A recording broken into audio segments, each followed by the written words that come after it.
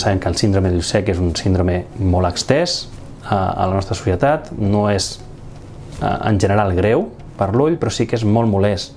Els símptomes més freqüents són coïssor, picor, dolor, inclús punxades, i creiem que entre un 25-30% de la població actual pot patir-lo.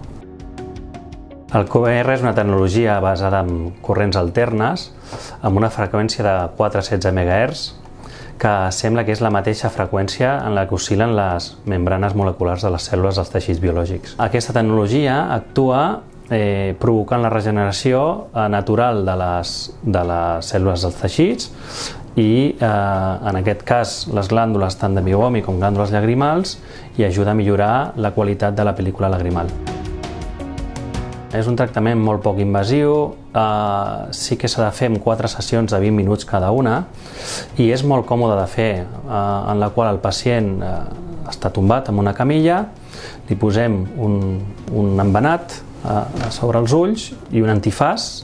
Aquest antifàs porta uns elèctrodes, que és on s'apliquen les corrents, que són individuals per cada pacient, i el pacient no ha de fer cap altra cosa que està rebent el tractament durant 20 minuts.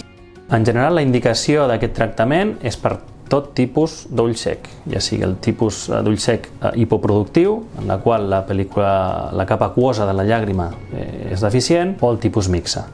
Sí que hi ha contraindicacions, com embarassos, pacients pediàtrics, oncològics, cirurgies recents, menys d'un mes, i pacients que portin dispositius electrònics actius al cos, com marcapassos. Realment és un tractament que no fa dolor, no fa cap efecte nociu, cap coïssor, etc. Malauradament, el síndrome de l'ull sec és un síndrome crònic, en la qual no tenim una cura definitiva avui en dia, però sí que aquest tractament alleuja molt els símptomes i té una llarga durada.